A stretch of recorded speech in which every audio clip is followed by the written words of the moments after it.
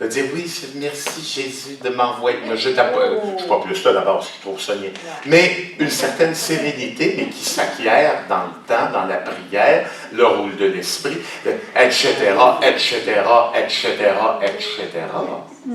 C'est la même chose ici. Voyez-vous que la filiation divine de Jésus n'est pas le premier mot de la Christologie, elle en est le terme, le dernier mot.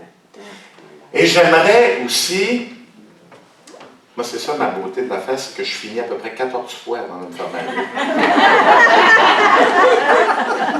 Qu'est-ce qui était au départ de tout? L'expérience du Jésus historique, du Jésus homme et Dieu, mais dans son humanité très concrète.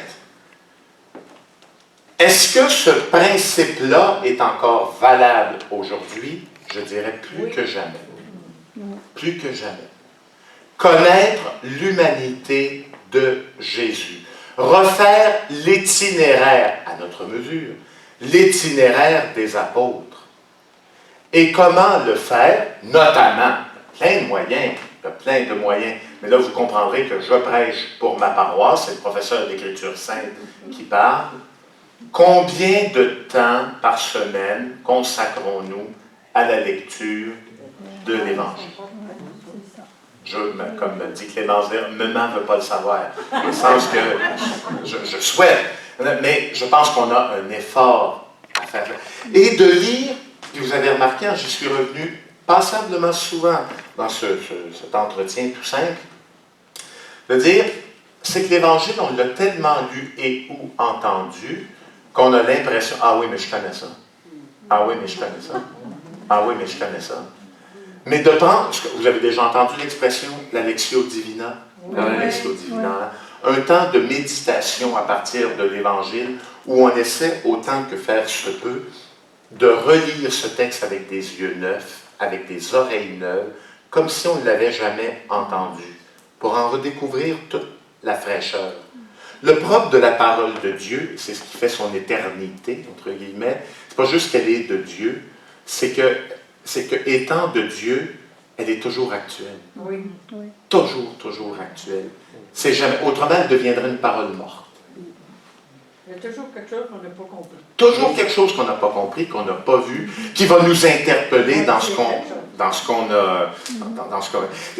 Je m'excuse de reprendre cet exemple-là, mais je pense qu'il va vous faire comprendre. Peux-tu vous dire, moi, que les récits de guérison d'aveugles dans les évangiles, je les lis plus de la même façon aujourd'hui que je les lisais il y a 4 ans. J'ai besoin de vous expliquer longtemps, longuement et avec force de détail. Moi, je pense que vous avez comme compris l'idée. Donc, je découvre quelque chose de beau, de neuf. Je suis la lumière du monde dans l'évangile de Jean, le grand discours sur Jésus. Ça n'a plus le même sens pour une raison que vous pourrez comprendre. Il y a toujours quelque chose de neuf qui est redécouvert. Bon, alors, imaginez maintenant le pari, je m'arrête là-dessus, mais je suis en vous disant le pari, comment on vient de régler la question de la divinité de Jésus à peu près en 1h03. Je taquine, j'ironise. Hein? On vient de se mettre les orteils, vous avez un immense océan. Tout ce qu'on a fait pendant l'heure et quart, on s'est déchaussé, on a enlevé nos chaussettes, puis on a mis le bout des orteils dans l'eau. C'est tout ce qu'on a fait. Alors, si au moins cette soirée peut vous avoir donné le goût de creuser, de prier, d'étudier, parce que tout ça va ensemble. Moi, je ne crois pas à cette dichotomie de la vie où prier, c'est d'un côté, étudier ou lire un ouvrage de théologie, c'est une autre affaire. Pour moi, tout ça doit fonctionner. Puis, tu sais, le rôle de l'esprit dans tout ça, de demander, tout doit fonctionner comme un tout organique. Si je vous ai juste donné un tout petit peu le goût d'aller plus loin, j'ai réussi ma modeste mission et je vous souhaite une bonne soirée et je vous aime beaucoup. Merci.